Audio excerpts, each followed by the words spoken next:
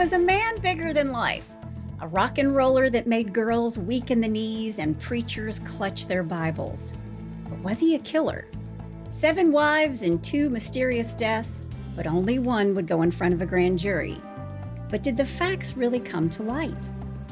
In the world of rock and roll, they say anything worth doing is worth overdoing, even marital bliss. This is the story of Shawn Stephens and her husband of 77 days. This is Jerry Lee Lewis, the killer or the killer? Hey y'all, I'm Kris Calvert. And I'm her husband, Rob Pottor. Welcome to Hitched to Homicide. For better or worse. Till death do us part.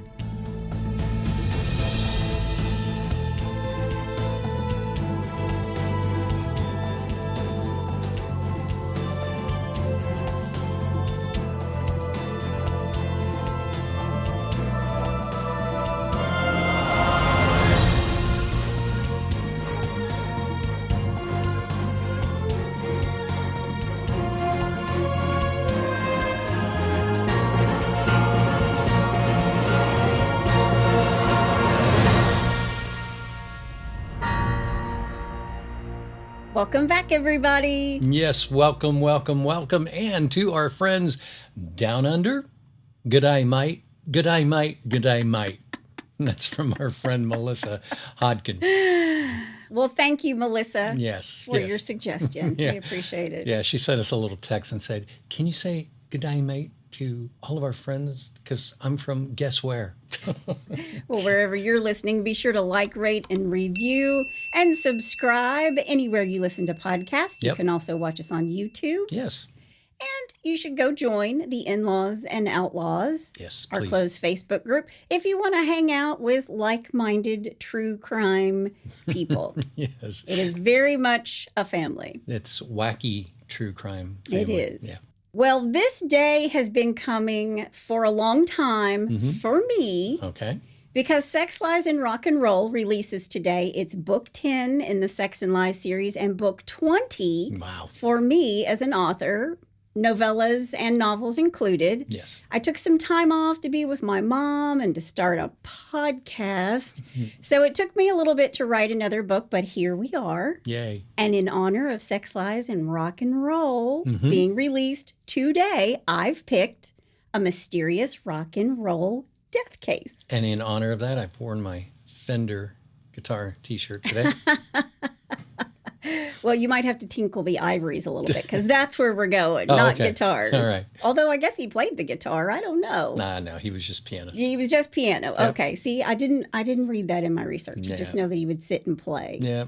I want to say before I start, don't email me and tell me that Jerry Lee Lewis was never found guilty of anything. I know this. Yeah. I'm not saying he's a murderer. I'm walking you through the investigation into his 5th wife's death. That's it. Right. So before we get started, I want to thank some sources: Rolling Stone Magazine, Wikipedia, True Crime Weekly, Grunge.com, The Daily Beast, The Guardian, TheStacksReader.com, the Detroit Free Press, and the Memphis Press, as well as the Commercial Appeal.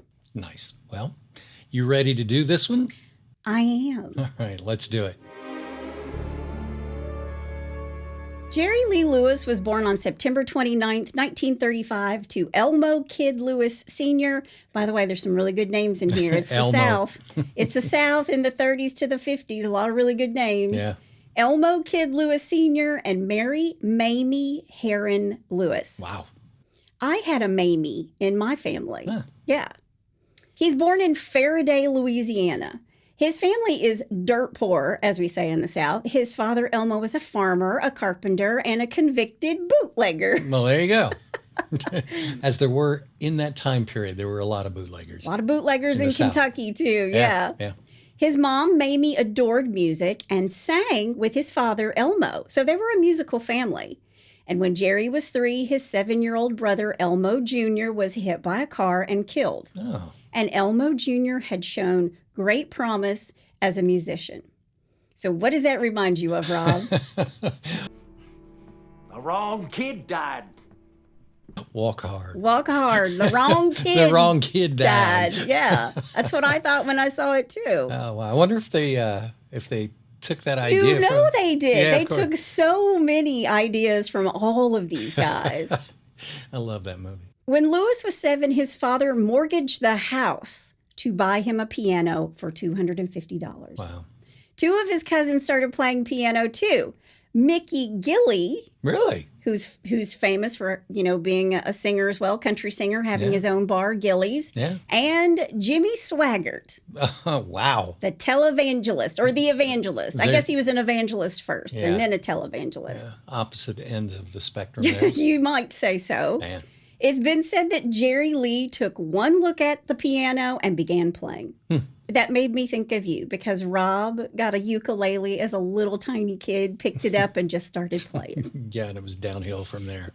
All uphill. It was uphill. It's been uphill. Before long, the father and son realized their fortune lay in this piano, a piano that Jerry Lee kept with him until the day he died. Oh, really? He kept this piano. Wow, I wonder what kind it was. I think it was just an old upright. And here's why I say that. Because Jerry Lee's dad would heave the piano onto the back of a wagon and they would travel from town to town looking for any space to play in. Listen, growing up, we had an upright piano in our living room. So did we. Yeah. That's what I learned on. And it was huge and heavy. Oh, my gosh. They're all heavy. Yeah. Yeah. Yeah, it's not like like I spin it, like half size. This was the full, tall, upright, weighed 9,000 pounds. They don't make them like they used to, honey. No, they don't. At night, Jerry Lee would sneak into the local blues clubs. He was the only white kid there. He'd hide under tables and he would listen to the music. All right, this is walk hard. A little bit. A little bit. Okay, sorry, go. By day, he would play gospel piano for the faithful in the Texas Street Assembly of God. Then he'd sneak off to a tonk, which is short for honky tonk, on the, quote, black side of town, end quote, to revel in the devil's music at Haney's Big House. Good for him. I love that story. I think that's just amazing. In 1949, when he's 14 years old, Jerry Lee has his very first public performance. It was with a country and western band at a car dealership in his hometown of Faraday. Jerry Lee was a God-fearing and precocious boy, but by 16 or 17, depends on what source you use or which story you believe that Jerry Lee told himself, he was married to Dorothy Barton, whose preacher father had brought his traveling salvation show to Jerry Lee's little hometown. Little tent revivals. Yep, little revival tent. Yep. Now, Jerry Lee almost became a preacher himself, to which I'm thinking, Thank God. thank you, Jesus. Yeah. Yeah. Yeah, I'm sure God was going, We got enough right now. Yeah. We're full. Yeah, go play that piano. There's no room in the inn. But Jerry Lee went off to the Southwestern Bible Institute in Waxahachie, Texas. But rock and roll got the best of him. The audacious Jerry Lee played a boogie-woogie rendition of My God is Real at the church assembly. How'd that go over? Well, the very next morning, the dean of the school called Lewis into his office. Jerry Lee, you've been expelled. He booted him out. Yep. Wow. Yeah. So he was raised on hell, fire, and damnation, but he couldn't resist the temptation of, quote, the devil's own music, end quote.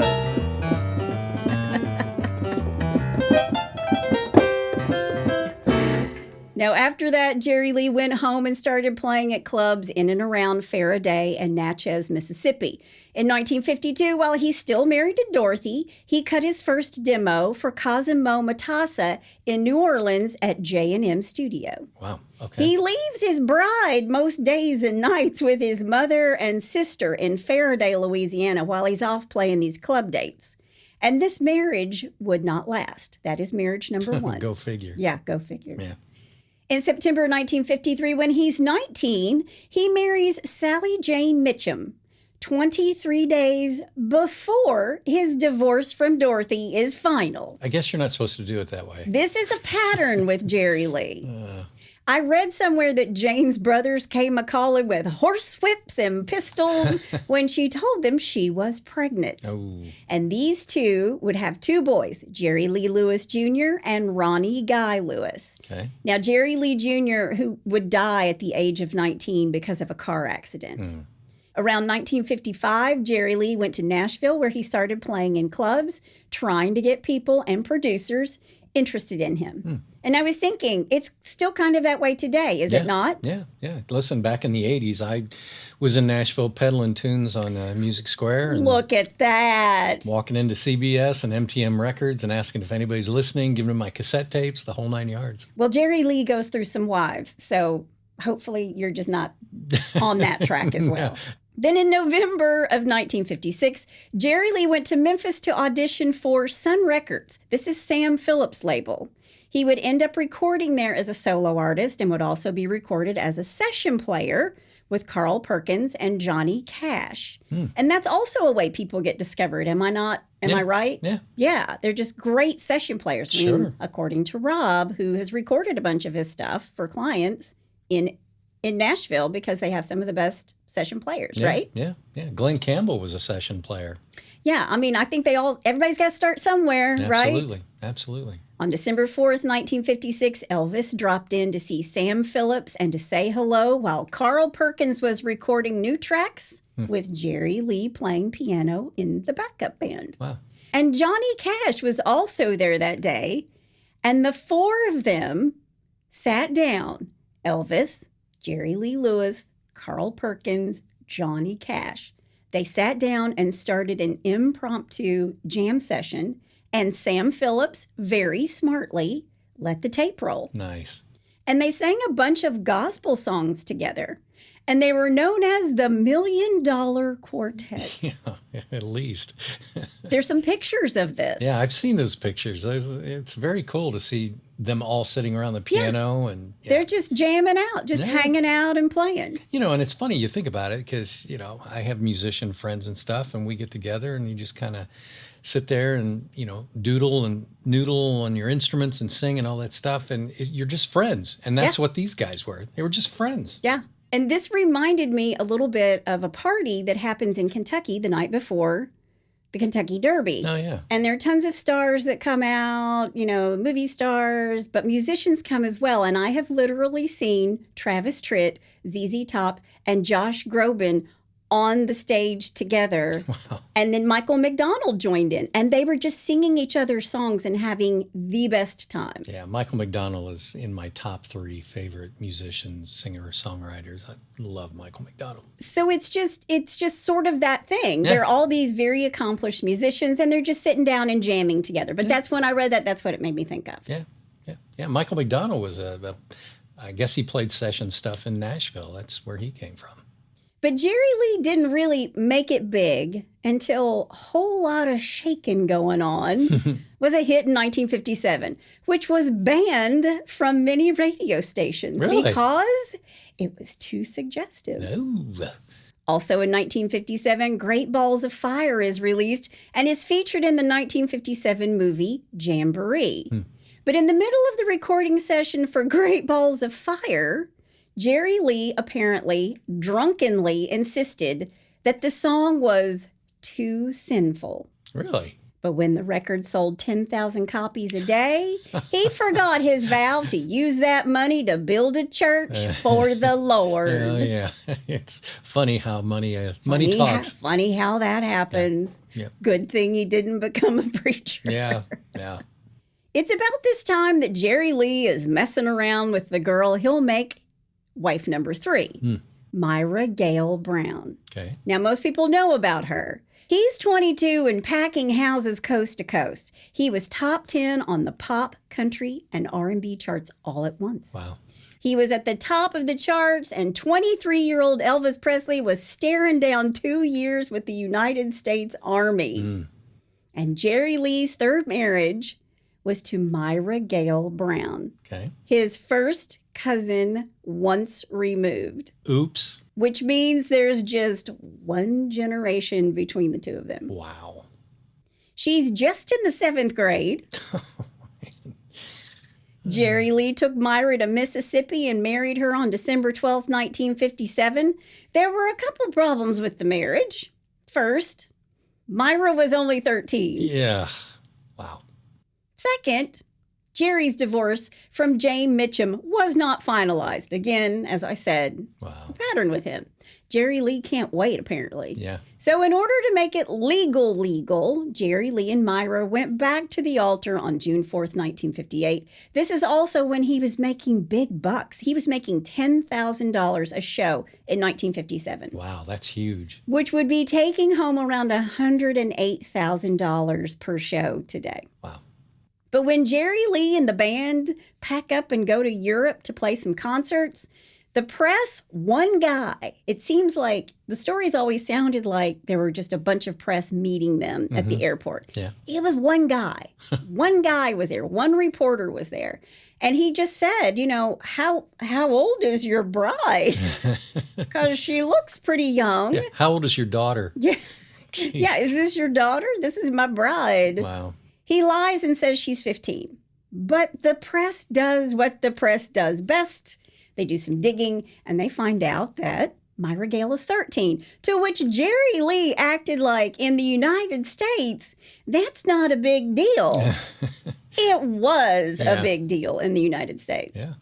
And I read that he went from making $10,000 a night to $250 a night. Really? Yeah. Because of that? Because of that. Wow. He got canceled. Yeah. They canceled Jerry Lee. Wow. I mean, he was on thin ice to begin with because he's playing the devil's music, right? Right. They performed 3 concerts in Europe, and then the tour was canceled. And the newspapers were declaring him a, quote, cradle snatcher, end quote. Poor Jer. In March of 1958, it's the opening night of disc jockey Alan Freed's Big Beat Show, which featured Buddy Holly, the Crickets, Frankie Lyman, and Larry Williams and his orchestra. Okay. So he's back in the United States and he's touring, but not by himself. He's with a bunch of other people. Gotcha. But the 2 big headliners of this show are Jerry Lee Lewis and Chuck Berry. Oh.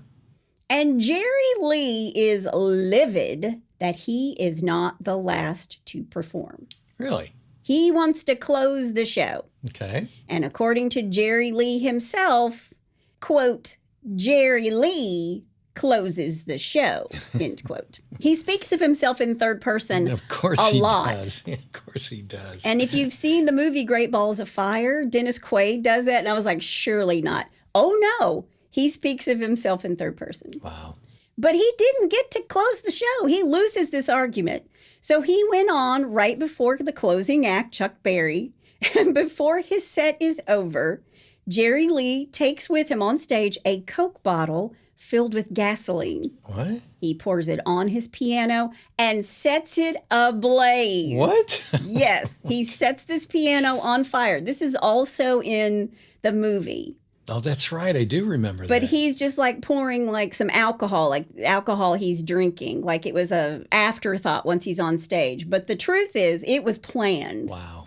And I also read in 1958, Boston and 5 other Northeast cities in 1958 banned rock and roll after a riot broke out following Chuck Berry's performance. What?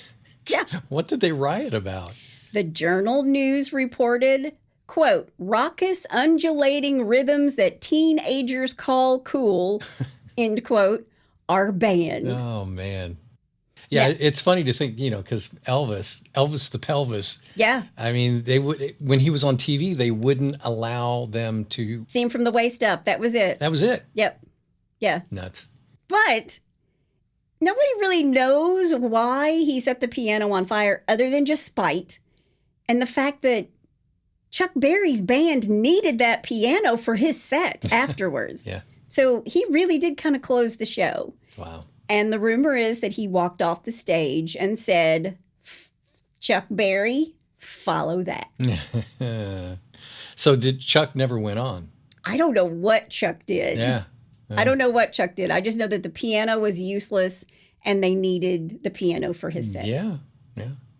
Now, Jerry Lee would have 2 children with Myra, Steve Allen Lewis and Phoebe Allen Lewis. Myra was 14 years old with her first child. I did read that it was true that she packed her belongings in a dollhouse when she moved in with Jerry Lee. It was the biggest suitcase she owned, the biggest container she owned. Wow. Their first son would drown in a swimming pool at the age of 3. And Myra would say that she had been subjected to every type of mental and physical abuse. And once, when she called the police after Jerry and his band showed up, they were all night drinking, came back, drinking, gambling, and a fight breaks out. Okay. Jerry Lee knocked her to the floor and threatened to kill her because she called the police. Wow. And he said to her, "If you ever make that mistake again, I'll kill you." Jeez.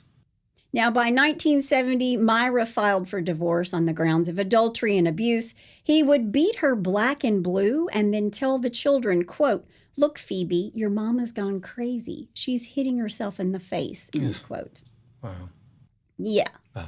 So now I'm kind of painting you a real picture of Jerry. Yeah. Jerry Lee. Yep. A year later, in 1971, Jerry Lee married Jaren Elizabeth Gunn Pate. Now, these two would be married for about 11 years and had 1 daughter in 1972. But by this time, the Treasury Department was on him all the time trying to seize his concert receipts. And the IRS raided his house. And they took his guitar cases and his musical instruments. They sold his cars, his furniture, televisions. Wow. And while they're there, they find a little bit of weed and a lot of cocaine. Really? Wow. In September of 1976, while watching television at his wife's house, Jerry Lee accidentally shot his own bass player, Norman Owens, in the chest with a .357 Magnum handgun after announcing, quote, "I'm going to shoot that Coca-Cola bottle over there or my name ain't Jerry Lee Lewis," end quote. Did he kill him? Shot him in the chest, but he lived to tell the tale. Wow, with a .357. .357. In the chest. And lived. And lived. Yeah, that guy, he just used up all of his 9 lives. Yeah, I mean, the guardian angels were watching out because Jerry Lee was in the room. Man. Now, who knows if the story is true that he was trying to shoot? I know the story is true that he was shot this guy in the chest. Right. But whether or not he was aiming for this Coca-Cola bottle, Right. I don't know. Because Jerry Lee likes to create his own narrative, regardless of the truth. Sure. Now, Norman, the guy he hit, filed a lawsuit and won $125,000. Wow. 2 months later, on November 23rd, 1976, Jerry Lee tried to crash his Lincoln Continental through the gates of Graceland. What?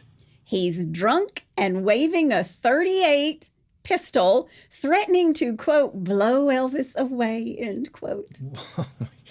Do you think Jerry's got any kind of mental issues? He's got some issues. Chewy. Jerry Lee has issues. Man. Now, there's several versions of this story. Jerry Lee would say that Elvis actually called him to come over and that the bartender in the Memphis bar gave him, from behind the bar, a loaded gun and a bottle of champagne, as bartenders might be known to do. Yeah. Really? Yeah. Okay, really? All right. Also, both Elvis and Jerry Lee had the same doctor, Dr. George Nicopolis, but they called him Dr. Nick, Okay. who prescribed both of these men uppers and downers. By the way, Dr. Nick would have his medical license suspended in 1981, and he was even Jerry Lee's road manager for a bit. It's all very incestuous. Yeah. I'd like you to meet my personal doctor and road manager. Yeah. Wow. But the story goes from a drunken night where Jerry Lee is invited to Graceland all the way to, quote, "tell Elvis to get his ass out here so I can show him who the real king of rock and roll is," end quote. Wow. Jerry. And according to accounts by Elvis's team, Elvis saw Jerry Lee at the gates on the security footage and told them, "call the police." Yeah. And they did. And Jerry Lee was arrested. And there is a mugshot. Oh, wow. Now, his wife, Jaren, at this point, she's done. She wants out of this marriage. She files charge after charge against Jerry Lee. He had a violent temper. He had choked her several times. That's called foreshadowing. Uh-oh. He beat Jaren, knocked her down the stairs, and threatened her life. And when Jaren called Jerry Lee about alimony and child support, Jerry Lee went into a rage telling her that she didn't need to worry about child support because, quote, you are not going to be around very long anyway, and if you don't get off my back and leave me alone, you will end up at the bottom of the lake at the farm with chains on you, end quote. Wow, that's pretty descriptive. He's not messing around. Wow. In February 1981, Jerry Lee meets Shawn Stephens.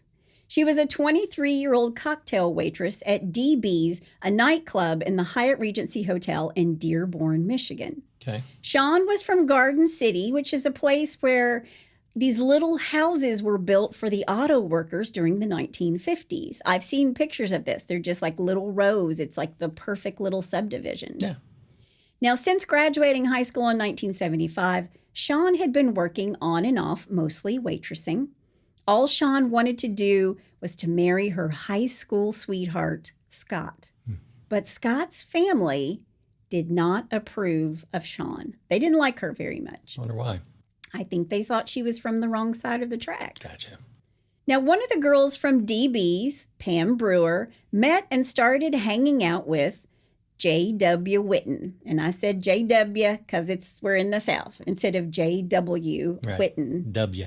She's hanging out with J.W., who is a road manager for Jerry Lee Lewis. And Pam flew off with J.W., traveling the band. She was in private planes. She's in a limo. She's shopping. And when Pam came back to DB's in Dearborn, Michigan, she tells Shawn, hey, Jerry Lee has picked you out of all the girls at the bar to go to an after party in his suite at the Hyatt.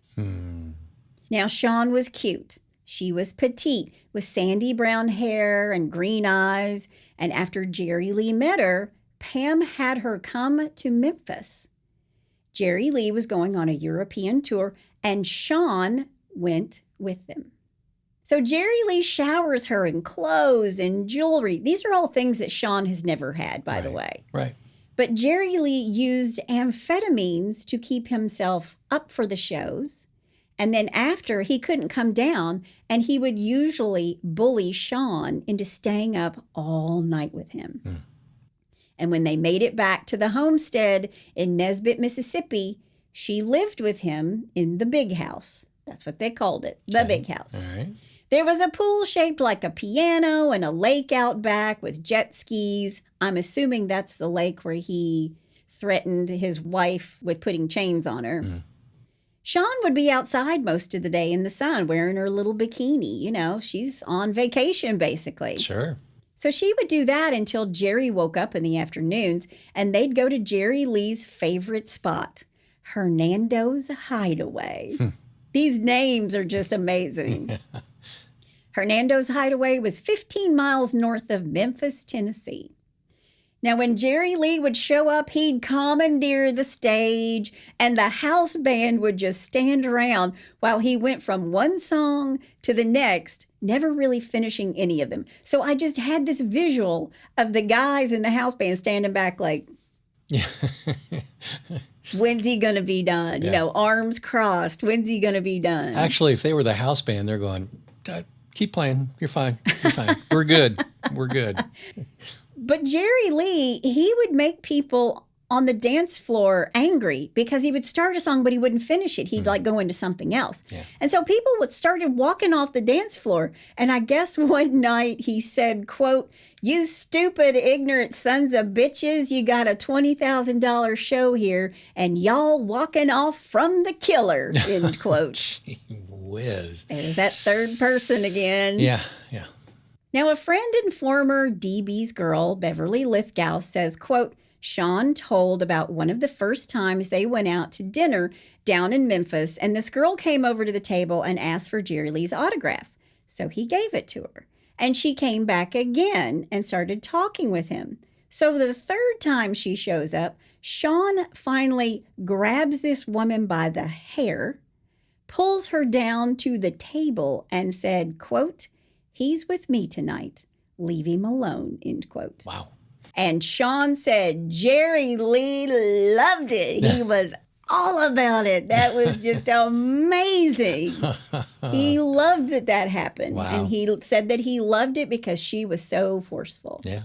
But when Shawn's little sister Shelley and her brother Thomas and his friend Dave Lipke drive down from Michigan to Memphis to visit, Jerry Lee lost his damn mind because he thought little 20-year-old Shelley, the little sister, was bringing down a younger man for Shawn. He was, after all, twice Shawn's age. Right. But that wasn't all. According to Shawn's sister Shelley, Jerry Lee started slapping and knocking Shawn around. But it was because Jerry Lee wanted to sleep with both Shawn and her sister Shelley together. Wow. So I found out through all this research, Jerry Lee likes group sex. Quote, I knew what he wanted and I wouldn't do it. He made us leave, but he didn't actually tell us to go. He made Shawn tell us. So she said, quote, well, if you're leaving, so am I, end quote. And it was really crazy because Jerry Lee was wild. He ended up accusing these people, her sister, her brother, his friend, of stealing a jet ski. But a jet ski's pretty big. Yeah. And they were driving a Camaro. Yeah. Got my jet ski in your trunk. Yeah. And he watched them drive away and he parted the curtains to the house and they all see him looking through the bars on this window and everybody kept saying, duck, duck, because they thought he was going to shoot them. Oh, wow. Yeah. Jeez, guy's nuts. Now, something I haven't said, you know how he shot up his bass player? Yeah. He has guns all over his house. There are bars on the windows, bars on the doors. There is glass that is broken where bullets have gone through the glass. There are bullet holes in basically every room. So he's a bit paranoid. He's a shooter. Yeah. He likes to shoot his gun. Wow. In the house. Wow. Later, Shawn called to calm him down, but it wasn't working.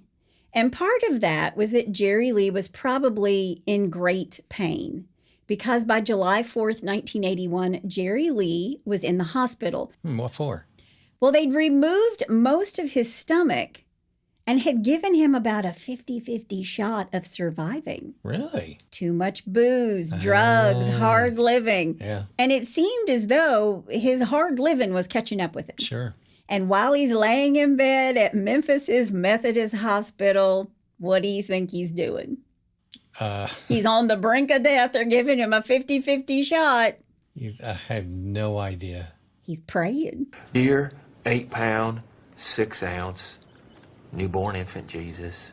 Ah, yeah, okay. He's praying to the Lord Jesus, the Holy Ghost, God, Moses, anybody he thinks will listen. Yeah, Because Jerry Lee saw the error of his ways. okay. He made peace with his God and a pact with the Lord to devote his life and talent to the Lord's work, if the Lord would give him more time. Okay. Now, after he pulls through, Jerry Lee would say in interviews that it was, quote, the turning point of my life, end quote. When he's out of the hospital, he lays off the booze and the pills for a while. I was going to say, how long did that last?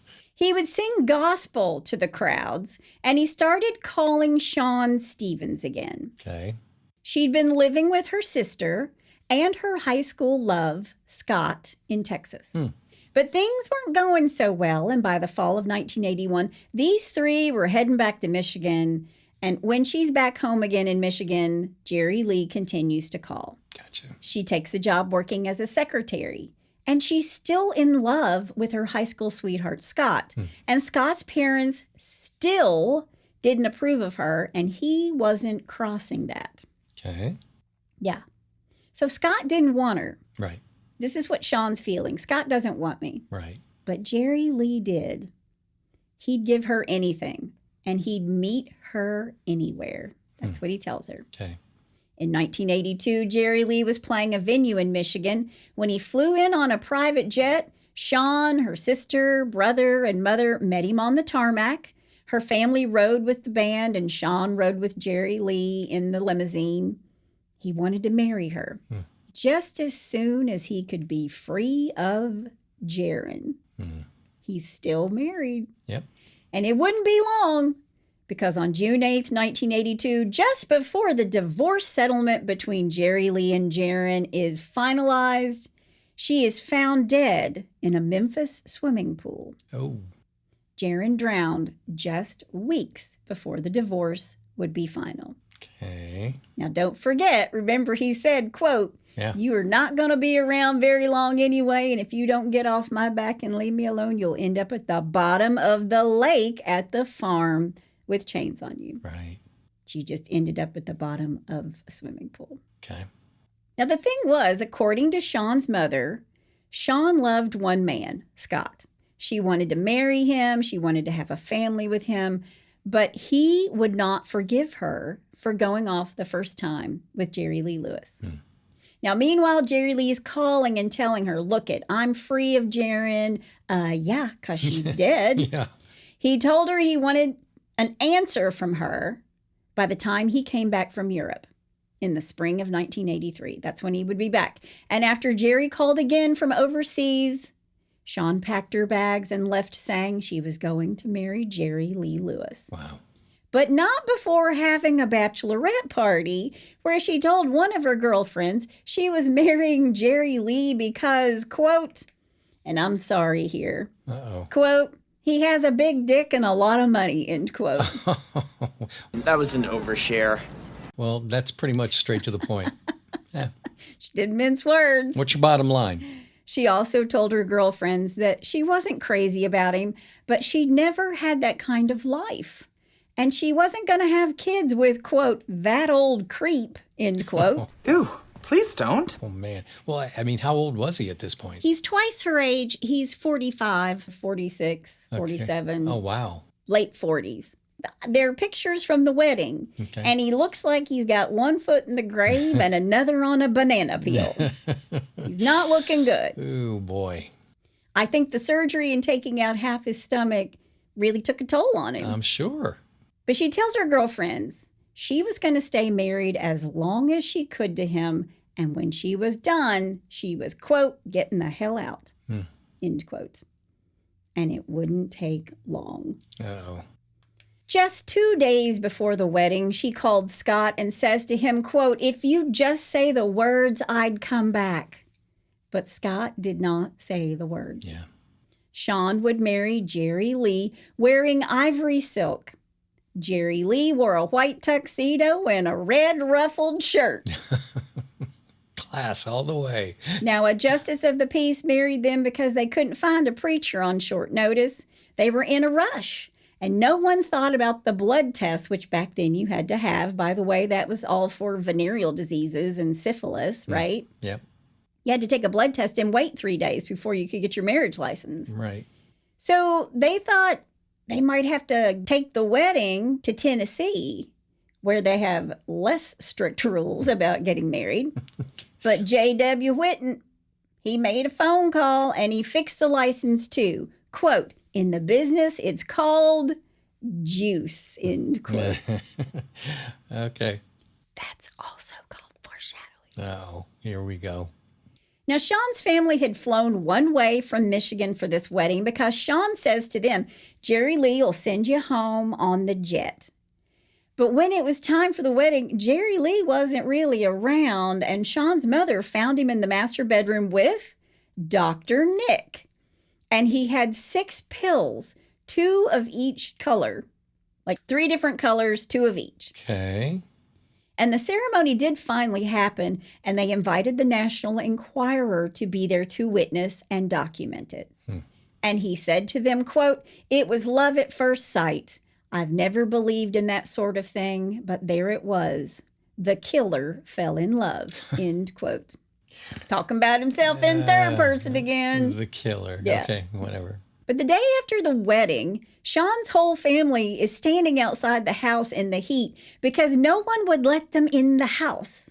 And after Shawn finally wakes up and does let them in the house, Jerry Lee is still in bed, And when he did join the rest of the family, he was not in a good mood. This wedding is horseshit. Really? He was salty, as my daughter would say. Very salty. What was his problem? Well, I think he got married, got high, got drunk, and now he was coming down. Gotcha.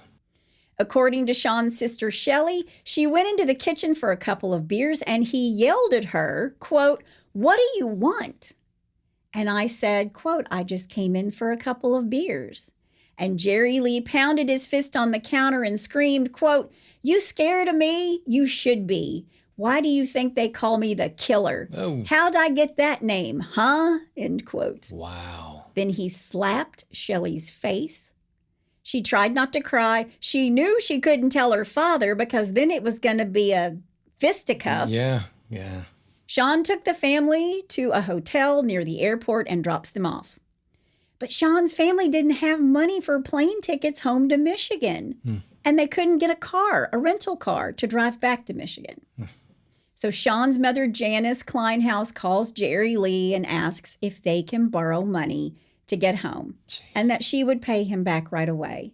And Jerry Lee said, quote, "I don't want no money back from you," end quote. Wow.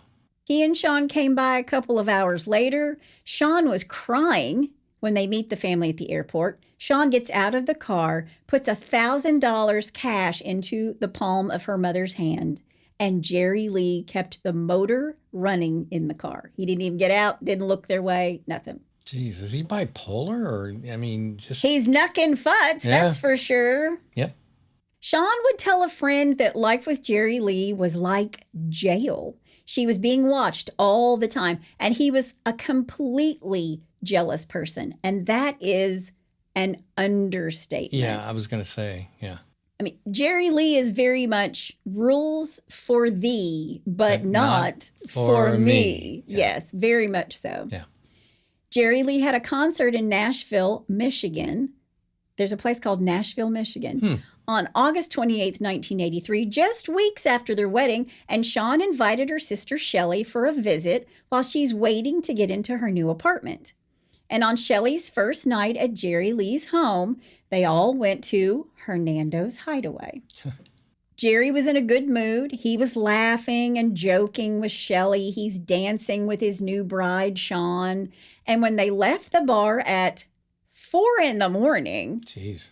he's in his late 40s. Who can party till 4 a.m? Yeah. Maybe once a year. Yeah. Maybe once a year. Yep. But Jerry Lee wasn't ready to go to bed. And back at the house, he played the piano. New recordings were played for Shawn and her sister Shelley. And when one song came on and he started playing, it was called One and Only You. He pointed to both girls and said, quote, "This is dedicated to you," end quote. Now, I don't know about anybody else who's got sisters, who's got a husband who's a musician. But if Rob dedicated a song to me and my sister, I'd be like, what the hell, man? What the heck is heck? I'm the wife. Yeah, bad move, Jerry. Attention needs to be paid here. Attention must be paid. Yeah. Not a good thing, Jerry. But he did it because he wanted to sleep with both sisters together. Wow. And Shelley goes to bed. She's like, I'm out. I'm going to bed. I'm tapping out. Tapping out, I'm done. Shelley goes to bed, and when she gets up the next afternoon, because, they're going to bed at 4 and 5 in the morning, Jerry is still up, and he still hasn't slept. Jeez. And Jerry's sister, Linda Gale, and her children come over for a visit. And when Jerry Lee comes out to the pool where Shawn and Shelley are sitting out in the sun in their little bikinis and stuff, quote, he said something like, "I think you girls better get your shit together." And then he hit me on the thigh and slapped me across the face. Gee whiz. Shawn sat up to say something, and he hauled off and backhanded her across the face, too. Wow. He hit her hard. So he hits the sister first. Right. Then goes for the wife. Wow. And then he just looked at them really crazy and walked off into the house again. I think he's pissed because he didn't get what he wanted that night. Of course, yeah. Now, Shelley tells her sister, listen, I'm out. Again, I'm leaving. Yeah. And this time, I'm going to the police. But Shawn said it's not a good idea to go to the police down here because they were, quote, with Jerry, end quote. And they would find a way to charge Shelley with something, not Jerry Lee. Wow. So Jerry Lee really has sheriffs and politicians and DAs. They're all in his back pocket. Sure. So Shelley decides just to leave. No police. But her sister tells her to wait because, quote, I'm not staying if you don't. I don't know what he'll do to me if I go back in that house. And Shelley tells her sister Shawn to get your stuff together because I'm leaving. Right. With or without you. Yeah. Shelley's out. Right. Speaking of herself in third person. Yeah. Shelley tells Jerry Lee that she's leaving, to which he replies, quote, go, get your ass on out of here. Get walking, end quote.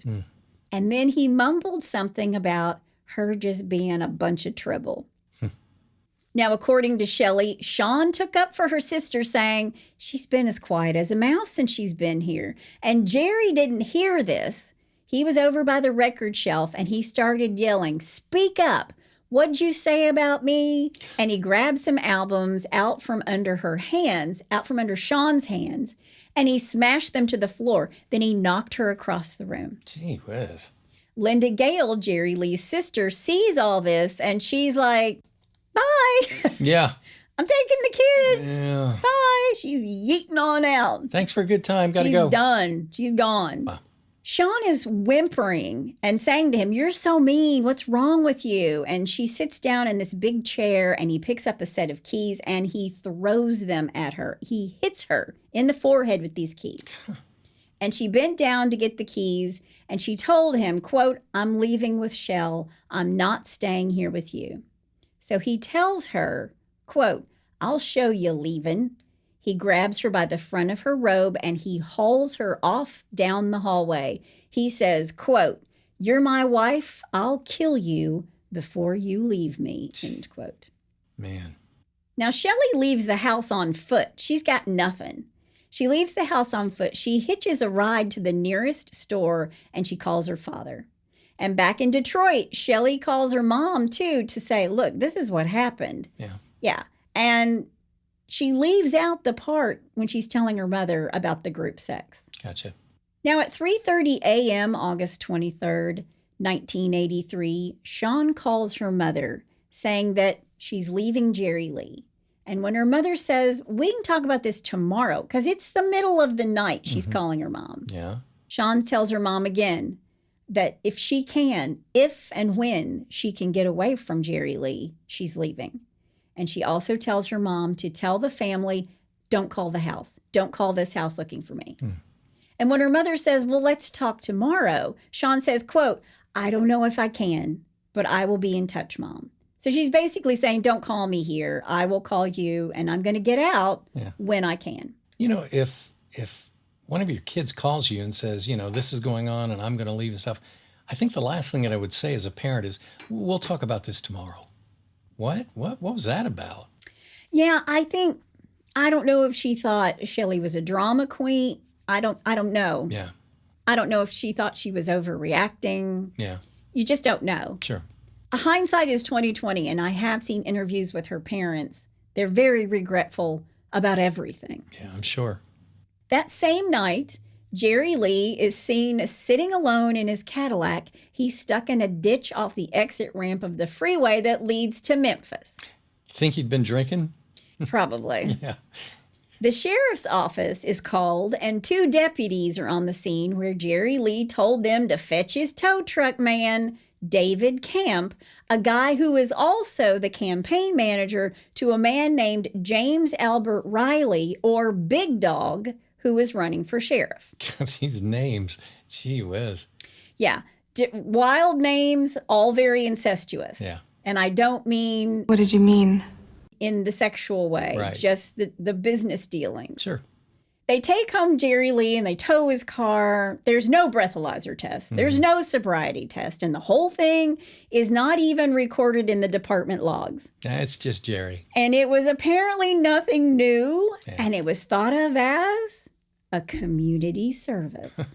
Okay. Now, anybody else out there drinking and driving, car in a ditch? Yeah. Your ass is going to jail. Yeah, big time. Meanwhile, Shawn, after hanging up the phone with her mother, calls Scott's sister. It's the middle of the night still, 3:30, 4 in the morning. Sure. And she's asking about Scott, and she wants to make sure Scott's sister meets her at Jerry Lee's concert in Michigan on August 28th, just in 6 days. Okay. I want to meet you in private in 6 days. Okay. And while she's talking to Scott's sister, Shawn is in mid-sentence when the phone line goes dead. Oh, No one would speak with Shawn ever again. wow. Tuesday, August 23rd, 1983, around noon. As the official story goes, Lottie Jackson, the housekeeper, went to wake Shawn because a department store had showed up where she had ordered some drapes and they were there to hang them. Okay. Lottie Jackson said she went into the room. She couldn't wake Shawn. She calls an ambulance. When they arrive, Sonny Daniels and Matthew Snyder arrive. These are the ambulance drivers, and they check on Shawn, who is dead. She has no pulse.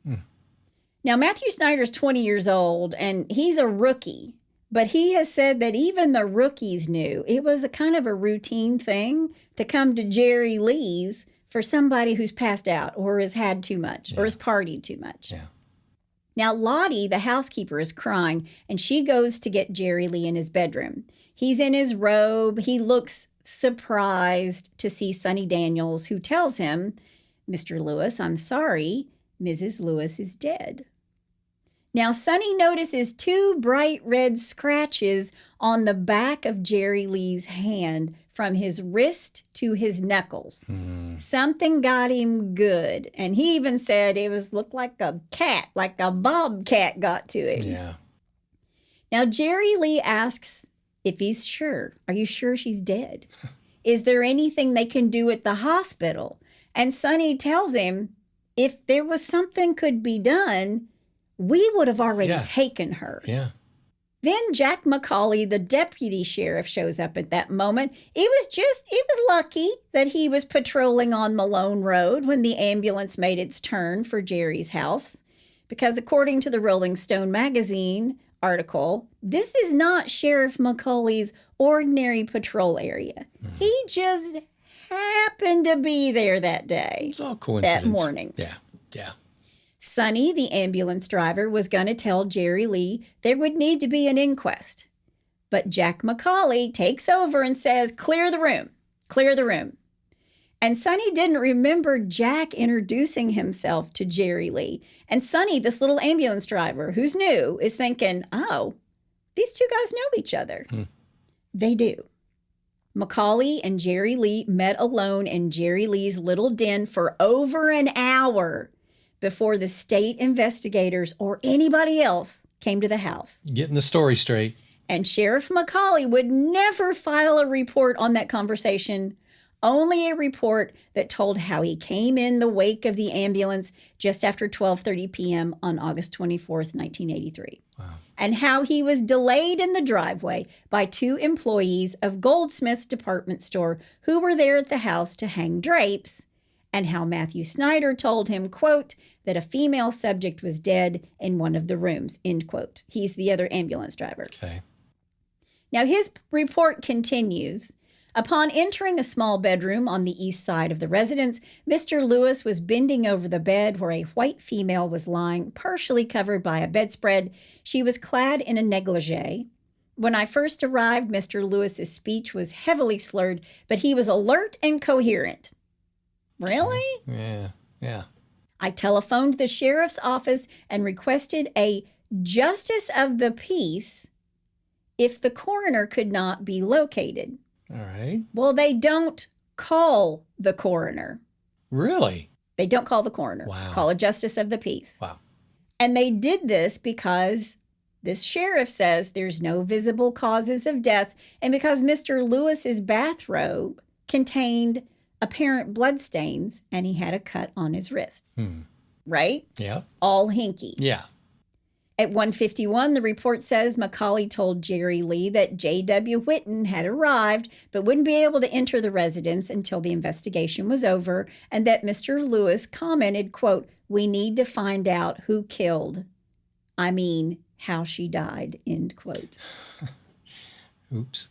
So this sheriff, Jack Macaulay, he's the first to report that Jerry Lee has blood spatter on his robe. What he doesn't seem to see is the blood on Shawn, on her hand, on her hair, on her clothes. There's a bra in another room. There was a film of dirt all over her body and bruises on her arms and hip. She had broken fingernails with dirt or dried blood underneath them. But none of this made it into Sheriff Macaulay's report. I guess he didn't feel like that was important enough. Well, they didn't make it into the report yet. Hang on. Not yet. All right. The ambulance driver, Charlie, tried to call the coroner. He's like picking up the phone. This is what you do. I'm calling the coroner. Yeah. But Sheriff Macaulay said things could get too public, and he wanted, quote, radio silence. He didn't want anything going out over the radio. Jeez. And Sheriff Macaulay called from Jerry Lee's kitchen into Sheriff Dink Sowell, who, like Macaulay, wanted to keep everything hush-hush because Dink's about to retire and James Albert Big Dog Riley was Dink's chosen successor. But Big Dog's opponents in the upcoming election would just love to get their hands on some of this information. And salivate over that. Because Big Dog is a regular at Hernando's Hideaway. And this is a crowd that his opponents say he's getting support from the, quote, drinking drug crowd, end quote. So he's going to stay as far away from this investigation as possible. And Big Dog's biggest campaign contributor? Just take a wild guess. Could it be Jerry? Jerry Lee Lewis. There you go. And Big Dog's campaign manager? The tow truck guy, David Camp. Wow. Told you. Incestuous. Yeah. The latest contribution to his campaign, $500 payment. It had been recorded just the day before. But somehow, records of this transaction will disappear from the courthouse files. Magically disappear. So these two, Macaulay and Dink Sowell, they turn the investigation over to the Mississippi Highway Patrol and get the case out of DeSoto County. And the coroner in DeSoto County hadn't been called, remember, radio silence. Right. But they called Whitley Perryman, a justice of the peace. Now, old Whitley had signed plenty of papers at Jerry Lee's house because whenever Jerry Lee was in trouble, he never went in front of a judge. Justice Perryman came to him. Oh, man. He's got it made. Even when Jerry Lee was faced with charges of assault and possession of a deadly weapon, he did not go in front of a judge. The justice of the peace showed up at his house. Wow.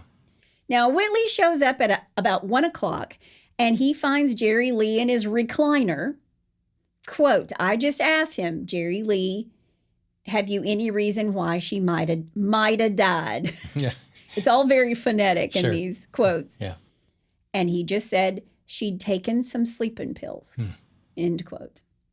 Now, Whitley was supposed to hold a coroner's inquest, convene a jury of 6 citizens to take testimony and determine the cause of death.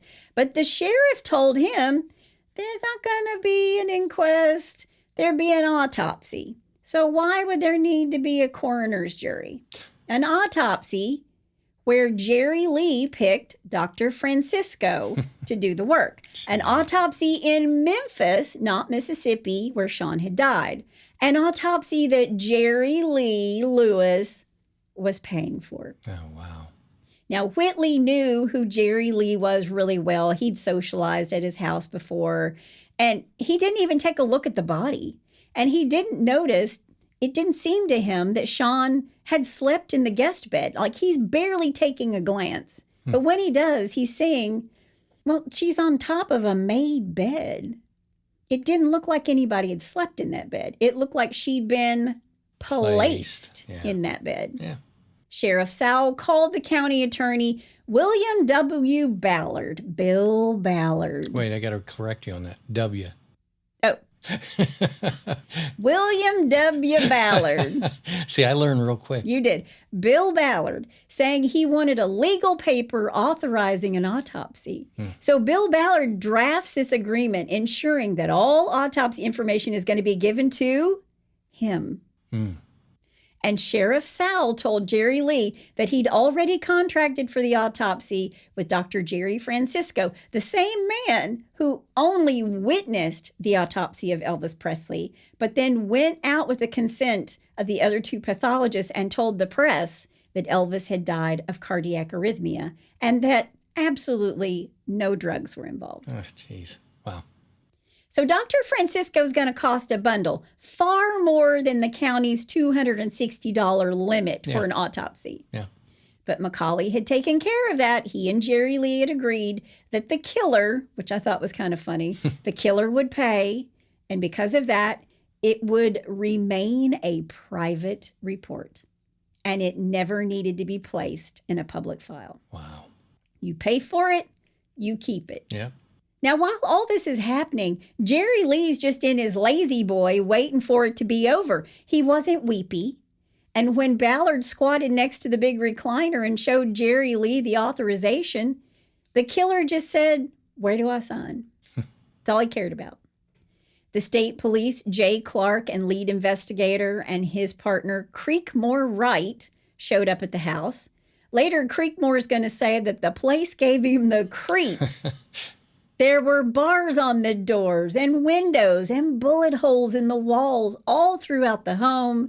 There were panes of glass in the house that had bullet holes, and around every corner they turned while looking through the home, they found another gun just lying about. Wow. They found bloody clothes in the master bedroom. The master bed had a big canopy. It was unmade, and there was broken glass on the floor. No big hard pieces had fallen to the floor. You couldn't tell what was broken. Right. His bed had been stripped. There were no sheets on that bed. Okay. And there was a tray with leftover food in the corner of the master bathroom, and there were also bloody clothes. Whoa. There's a 9mm pistol on the nightstand, and there were bullet holes in the wall that the state police officer said they tracked from the bed to the wall. Gee whiz. He'd been shooting at something from his bed. Good Lord. But there are holes all over this house where he'd been shooting. Man. They get Jerry Lee out of the house. He doesn't want to leave. They get him out of the house. And when he leaves, he takes with him a metal strongbox 2 feet by 2 feet by 2 feet deep. And Creekmore, this is the state officer, asked to see inside. He's like, "You can't walk out of here with that. We need to look inside." Yeah. And Jerry Lee opened the box. He had diamond jewelry, some papers, and tens of thousands of dollars in cash. Wow. I guess if you need to make a run for it, Yeah. you could. Yeah. There's your survival kit. Then he got in his black caddy and drove off with his manager, J.W. Now, state investigators and crime lab technicians would work for another full day, collecting enough drugs to fill 3 single-spaced pages on a crime lab list Wow. and at least 1 hypodermic syringe. There was no way to tell if they were illegal drugs or prescription drugs. Right. The job of analysis wasn't going to be finished for months, and the job wasn't even started when Bill Ballard and a county grand jury wrapped up the case with their pronouncement that no crime occurred. Okay. I'm going to walk you through this a little bit. Okay. So what they're saying is that certainly there was a fight at Jerry Lee Lewis's house on the night the killer's young bride died. And certainly evidence was altered. Broken glass was still on the floor, but the big pieces had been removed. Shawn's garments with substantial bloodstains were found stuffed in a paper sack in the master bathroom. Who tried to clean her up? Who reclothed her in this negligee? How did she get into the guest bedroom? And who stripped the sheets and pillowcases from Jerry Lee Lewis's master bedroom? Well, it was Lottie Jackson, Ah. the housekeeper. Oh, wow. Lottie stripped those sheets shortly after he took control of the scene. Macaulay found her locked in the master bedroom. He knocked. She wouldn't respond. He called. She still wouldn't open up. Lottie finally came to the door, and Macaulay saw the cleanup was happening. It was in progress. Wow. And Macaulay revealed everything about that episode in a supplemental report dated nearly a month after the grand jury says, nothing to see here, move along. Wow. But no one needed more reports to shatter the killer's fragile story. If Shawn went to bed after a quiet night, how did she get dirty? If he shook her and dragged her up and down the long hall, why didn't her feet show the contact with the carpet? If he laid her atop the guest bed when he could carry her and shake her no longer, how did she get under the covers? Yeah. And why did he send Lottie to wake her? Why did he say he'd just woken up? So he's contradicting all of his stories. Sure. Yeah. But it doesn't even matter. So her family wants to know, why would Shawn tell her mother that she's going to leave Jerry Lee the night before, then Right. call her ex-boyfriend Scott's sister to make plans to meet her in 6 days? Yeah. And why promise to telephone them soon? And then, because as they're saying now, Shawn committed suicide. Ugh. Wow. Yeah. If all else fails, yeah, she did it to herself. Yeah. Wow. So the official report for Dr. Francisco was drafted by Jay Clark, Creekmore Wright, Sheriff Sal, and County Attorney Bill Ballard. It's the crew, man. It's the wrecking crew. Yeah. That the ambulance arrived on the scene at 12:52. The victim was located in the front room, lying on the bed with a cover up to her neck. The bed was neat and did not appear to have been slept in. There was, by visual inspection, blood or what appeared to be blood on the web of the left hand. There were also bruises on the arms, on the upper right thigh. She was clothed in a blue nightgown. There were no items near the victim's body. So they decided, let's wrap it up. All done. All done. Yep. Now, by that time, they knew about the blood on Jerry Lee's robe and on his slippers. They knew, or they had reason to assume, that the body was moved to the guest room and relocated and put in this nightgown. They knew someone had tried to clean up the house after a disturbance, and they saw the bloody clothes in the bathroom. And there's blood on a rivulet and a door and blood in a spot on the carpet, and they could see a bloody piece of gauze on a cabinet in the billiard room where they were writing the report. They're sitting there writing this report. There's evidence all around them. And all of these things are left out of this report. Pay no attention to the man behind the curtain. And if you want to talk about these reports today, everyone is either dead or they're not talking. Now, later that day, Jerry Lee called Shawn's mother. He would speak with Shawn's sister, Denise, and he would call Hernando's Hideaway looking for hypodermic needles because the, quote, GD cops cleaned me out, end quote. He needs his hypodermic needles. Yeah, he's got to get his heroin shot. Meanwhile, Shawn's family back in Garden City, Michigan is devastated. They've been told that Shawn just didn't wake up that morning. And Shawn's mother was told to direct all of her questions to the county attorney, Bill Ballard.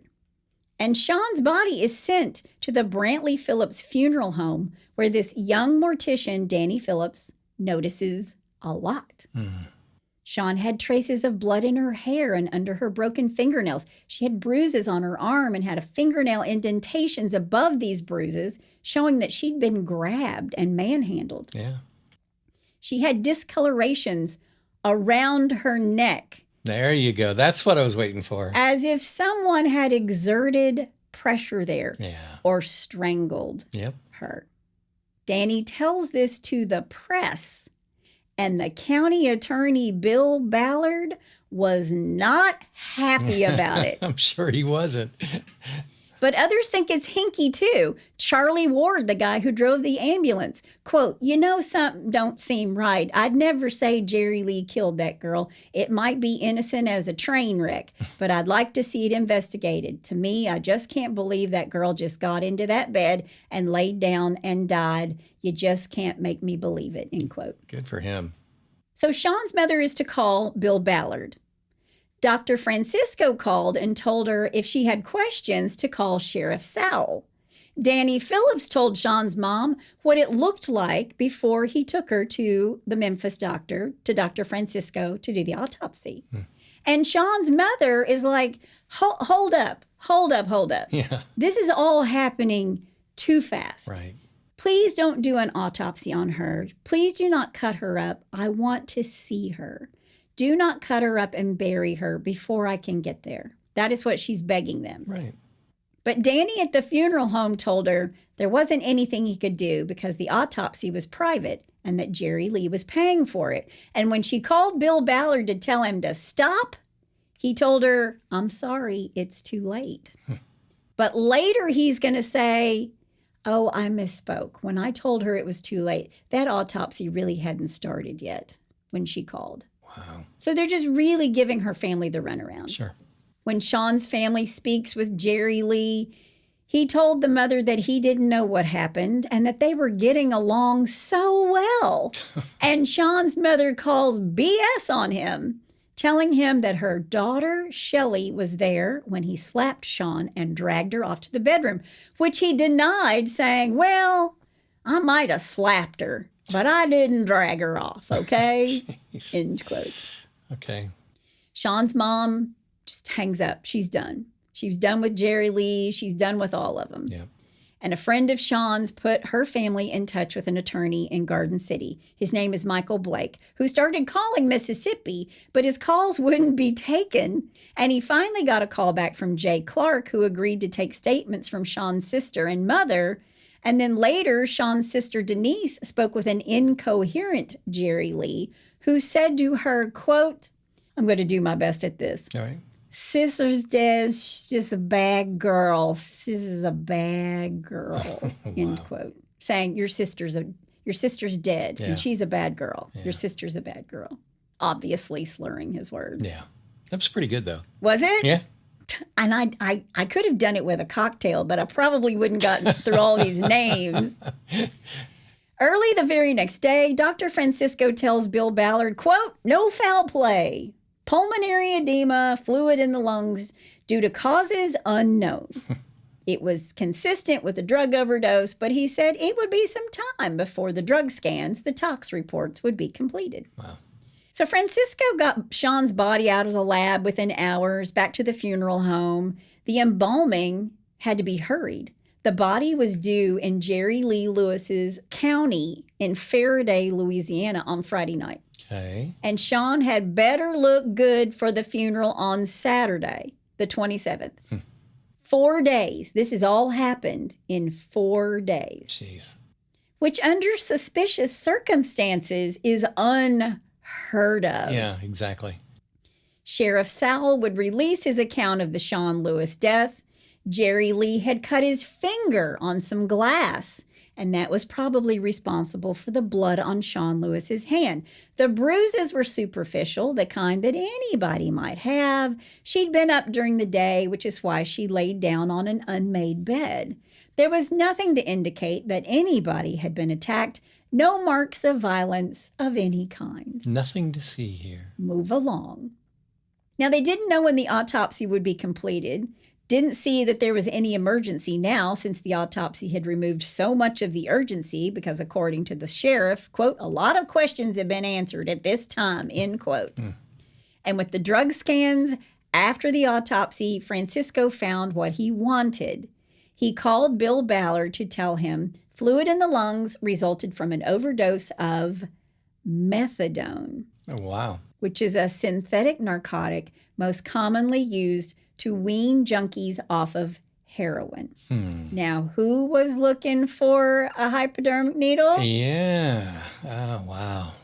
Now, it might have been a suicide or an accident. It didn't matter which, as long as it wasn't a murder. Right. But it was Jerry Lee's methadone, and she had 10 times the dose in her system. Wow. And later, that young mortician would say he thought he saw a track mark in the crease of her arm. Jeez. Now, Bill Ballard put out the news. Autopsy links Shawn Lewis's death to methadone. That's the headline. And the evening paper said Lewis's wife killed herself. Official feels. Then Ballard later went out and said his quote, I believe it was a suicide. She was no stranger to drugs, end quote. Wow. And no stranger to drugs was supposed to be, according to him, off the record. So they buried Shawn after a funeral at the Assembly of God Church after Jerry Lee took a rosary from Shawn's hand put there by her family. So he doesn't go to visitation. Jerry Lee doesn't go to visitation. Shawn grows up Catholic. Her family is very Catholic. And while they see her in her casket, they place a rosary in her hand. And when he sees her the next day, right before the funeral, he says, who the F put that there? Get that shit out of there. Wow. And he yanks it out. Jeez. Now, the funeral was more about Jerry Lee than it was about Shawn. Well, surprise. Yeah. And Jerry Lee's story was that they were just a-talking and a-watching TV. She went to the bathroom and she said, quote, I took some sleeping pills. And he said, well, how many? You didn't take too many or I'm going to call the ambulance. And she said, no, it wasn't that many. Wow. And then people came to hang the drapes. They waked Jerry up, and that's when he tried to wake Shawn up because it was her project. I also read it was her project. Drapes are a women's job, was a woman's job. Jerry Lee saw that her lips were blue, and then he couldn't wake her. He smashed the wall with his hands, cut his thumb. That's where the blood comes from. He walked her up and down the hall, carrying her, shaking her, and he finally laid her on the other bed. That's how she got to the other bed. Well, at least he thought it through. Yeah. Jeez. And she had this gown on, apparently, and she called out to Lottie, Lottie, I can't get Shawn awake. Call the ambulance. End of story. There you go. The next night after Shawn's funeral, Jerry Lee was back in Memphis at Hernando's Hideaway. Yep. 2 girls at his side, under each arm.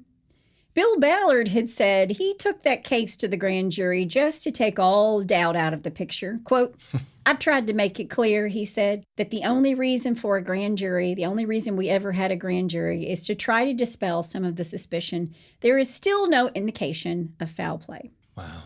There was a 10-page report from Dr. Francisco, and he had an expert testify in front of this grand jury that the cause of death was an accidental suicide. And Shawn is described to the jury as a smart 25-year-old, quote, no stranger to drugs, end quote, a woman who knew what sleeping pills were, who had used them once with success. But that night, Dr. Francisco described her taking 10 to 20 tablets of a drug she'd never been known to use. So which one is it? Yeah. Is she well known to drugs? Did she take sleeping medication on a regular basis? Right. Did she not know how many she was taking? None of it adds up. And she's planning on leaving. She's going to leave him. Yeah.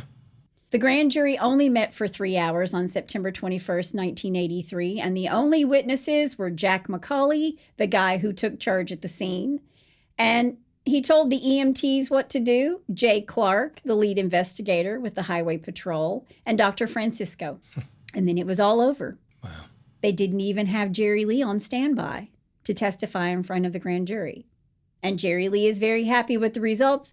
The vote was 9-3. The people thought it was suspicious. One thought Jerry Lee should go to trial. Now, Jerry Lee would marry 2 more times, Carrie McCarver in 1984, just a year after his 77-day marriage to Shawn is over. Wow. They would divorce in 2005, and finally Judith Brown, the ex-wife of Myra Gale's brother, becomes his final wife, his grief. 7th and final wife. Man. Now, Jerry Lee wouldn't do much during the 90s and during the early 2000s because he was in such poor health. And he was unhappily married to Carrie, and no one would produce his work. But then he made 3 commercially successful albums of duets, mixing rock and roll and country, and he went on tour. He's an old man on tour. Jerry Lee Lewis met his maker on October 28th, 2022. I didn't want to say he died because he's meeting his maker. He was 87 years old, and Jimmy Swaggart conducted his funeral service. Wow. I can't believe he made it to 87. I'm not done. Uh-oh. Hang on. Okay. Then in January of 2023, Jerry Lee is dead and gone. A woman named Dawn Garlock came forward. She had a story to tell about Jerry Lee in the late summer of 1983. Dawn said she had been basically abducted in Memphis and taken to the home of the killer, Jerry Lee Lewis.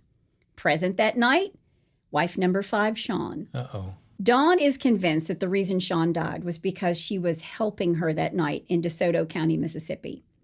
This was music to Shawn's family's ears because they always knew something wasn't right. Right. She died the night she told her mother she was leaving Jerry Lee. And after DeSoto County washed their hands, they said there's nothing to see here. The family went to the FBI. That didn't come up with much. But in 1984, Rolling Stone published their story that I relied on heavily for this podcast by Richard Ben Kramer. And Geraldo Rivera even did a story for 2020 where he said, quote, "We're not accusing Jerry Lee of committing a crime," end quote. I am not either. I'm just telling you this story. Right. But for Jerry Lee's part, speaking of himself in third person, he said, quote, "There is no way Jerry Lee Lewis could ever or would ever think of taking another person's life," end quote. Nevertheless, this Dawn Garlock, whose name was Dawn Fallon at the time, told the Detroit Free Press in January of 2023 what happened. Her story is difficult to confirm or deny with the law enforcement records that are available, which are pretty sketchy. Right. But Dawn's story begins at Hernando's Hideaway. She and another waitress friend who worked together at Bad Bob's then went to Hernando's Hideaway, which was about a mile away. Okay. And her friend asked her if she wanted to go outside and smoke a joint. And she goes out the door, and sitting in the car there, her friend is getting into this car, this Cadillac, and she said, "Come with us." And driving the car is Jerry Lee Lewis. Yeah. Yeah, who Dawn actually recognized that it was him behind the wheel. Right. And she said the moment she got in this car, she regretted it. And she said, "Listen, just turn around. I want to go back. I forgot my cigarettes." And Jerry Lee Lewis said, quote, "I will get you some," end quote. And then they sped across the Tennessee border. And when they got to Jerry Lee's home, Dawn said she thought Jerry Lee was just going to get something and come back to the car. But then she saw Shawn open the door. And Dawn and her friend got out of the car. They go inside, and Dawn remembers Shawn putting an album on and dancing around and sitting in her husband's lap, in Jerry Lee's lap. Okay. And when Jerry Lee and Shawn left the room, Dawn tried to call her mother to come pick her up. Mommy! Yeah, come get me. Come get me. But Jerry Lee walked back into the room, took the phone from her hand, and hung it up. Wow. Then he threatened her, quote, "You don't know who I am. I can have you arrested for trespassing," end quote. Jeez. Wow. Then, according to Dawn, she looked at Jerry Lee and said, "Look, I don't like you. I don't like your music. I want to go home." Wow. Now, can you think of anything worse to say to Jerry Lee Lewis? Yeah. That pretty much would seal your fate. Dawn sees Shawn walk out to the pool area, and Dawn follows, and that's when she hears Shawn Lewis tell Jerry Lee, quote, "I'm not going to be responsible for these girls," end quote. Dawn said she watched Jerry Lee grab Shawn by the arm, and a little bit later, Shawn and Dawn lock eyes, and Dawn felt like Shawn was saying to her, "Get out. Wow. Get out of here." Wow. So Dawn grabbed her friend, and they ran to a nearby home. It was an older couple. This older couple lived there, and these people graciously drove them to Memphis. And the next morning, her mother wakes Dawn up in a panic, because she goes home and tells her mom the whole story. Sure. Her mom wakes her up in a panic and says, "Jerry Lee's wife is dead." Ooh. And that could have been you. Wow. Now, a couple weeks later, Dawn was questioned by local authorities. She said they were really uninterested in what she saw. They just had a lot of questions that seemed strange to her. They wanted to know if she'd seen drugs or syringes at the house, and she had not. And that was the end of that. Wow. Then in the early 90s, she read the long Rolling Stone article, and at the end of the article, she sees where there were problems with the investigation and that it's suggested that local authorities missed or didn't even look for evidence. She read the quote that said, "There were 2 girls who were picked up by Jerry Lee at Hernando's Hideaway 3 nights before Shawn's death, and Dawn believes I'm one of those 2 girls." Yeah. Except it wasn't 3 nights before. Yeah, I was going to say that. Yeah, it's wrong. It was the exact same night. Yeah. Now, for years, Dawn tried to get in touch with Shawn's family. In 2022, she posted a story on Facebook, just a comment in somebody else's thread who had brought up Shawn's mysterious death. And Shawn's family reached out to her.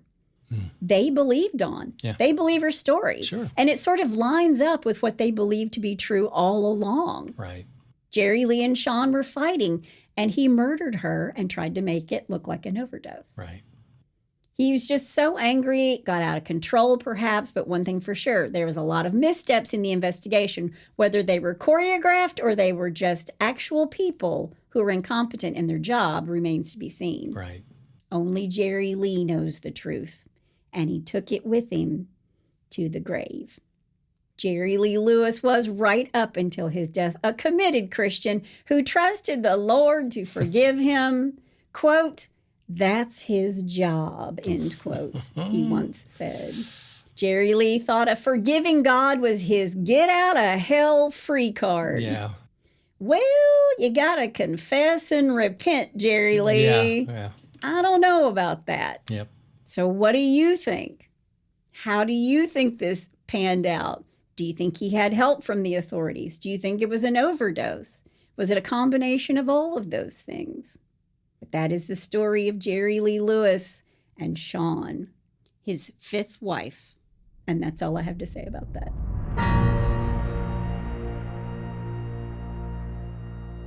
Jerry Lee giving musicians a bad name everywhere. Here's the thing. I love his music. Yeah. I love his music. I always loved his passion on stage. Yeah. And listen, when he was 80, there are pictures, he still had his foot up on the piano playing. Yeah. So Yeah, he was a showman. He was very much a showman. Yeah. So much passion for that, but just lost in a lot of ways. Yeah. Yeah. Well, it sounds like a lot of it had to do with drugs and alcohol, and he just, you put the combination in with people who aren't stable to begin with, and it can just be a disaster, which it was. We can only hope that the Lord forgave him in the end. Exactly. Well, let's lighten it up a little bit with some other maniacs, with a little Bless Your Heart. Well, bless your heart. All right, this first one I'm calling the new Apple idiot, and that is spelled with a small I, big D, I-O-T. An ID10T error. That's what I call that. Yeah. I had a tech guy say to me, "This sounds like an ID10T error," and I wrote it down. Idiot. Got it. Right. Okay. Well, a San Francisco thief pedaled his bike up to a woman on the sidewalk, snatched the iPhone out of her hands, and rode away. Dun, dun, dun, dun, dun, dun, dun, dun, dun, dun. Exactly. Unfortunately, unknown to him, the woman was in the middle of demonstrating the iPhone's new GPS tracking device, Oh. which worked. The thief was captured minutes later. How fortuitous. Exactly. Love it when a plan comes together. Exactly. Apple's like, one for us. Chalk that up. All right, number 2, I'm calling this a Molotov cock and bull story. Oh, that's a good title. Yeah. Following a dispute, Craig Islesworth of Bithlow, Florida, allegedly tossed a Molotov cocktail at his neighbor's trailer's home. That's a bad idea. Well, just as the winds shifted, sending embers back onto his own trailer. Luckily, he was arrested since he no longer had a home of his own to return to. Karma. Sucks, doesn't it? That's called karma. Yeah. Okay, number 3, just kidding. Don't you hate it when you suffer a heart attack and you think you're going to die, so you confess to a 17-year-old murder only to find out that you're not going to die, and then you get sentenced to life in prison as a result? Well, damn. Yeah, so does James Washington of Nashville, because it happened to him. All right. He's like, shit. Yeah. Wait, I was just kidding. I didn't really mean it. Okay, number 4, parlez-vous, idiot? The victim's jewelry was missing, the electronics were gone, and a window was smashed. No wonder she was hysterical when Officer, and I can't pronounce this, Chargy Marou of Calgary police arrived. It's French. I know. Wah, ha, ha. Just put some wah, ha, ha, ha's Exactly. in front of it. You're very good at that. He did it all through France, y'all. All through France. Yes, yeah. Okay. Then her French-speaking father called. Speaking in French, she explained that it was all a scam in order to get the insurance money. What she didn't suspect was that Officer Maru speaks 6 languages, including French. Oh, oui. Yeah, so she's busted. So très désolé. I only know a few French phrases. I only know oui. Which is, I'm so sorry. Yeah. Oui. Oh. There it is. I'm telling you, all through France. I'd be like, I think I want a baguette, honey. I'd be looking in the bakery. I think I want a baguette. Let's and go he would get say, one. Oh, that's let's exactly go get what he would do. Everywhere. one. All right. This is what I live with. That's it. Keeps me entertained all the time. It's your cross to bear. It is. Well, if you have a bless your heart or you know someone's heart who needs blessing, go to hitchtahomicide.com. There's a pull down menu where you can also suggest a case. And don't forget to check out my wife's latest book. Don't forget to check out my new book. If you're a reader on Amazon, Kindle Unlimited, all the Sex Lies books are there for a short amount of time. Go check them all out, but go rock and roll, man. Yes, Sex, Lies, and Rock and Roll. That's right. Rock and roll will never die, Yep. but it might kill you. Yeah. That's the tagline for the book. Yep. The tagline for the book. Well, we're so glad that you joined us again today. That's my amazing husband out there. And that's my beautiful bride in the booth. Join us next time on Hitch to Homicide. Bye, y'all.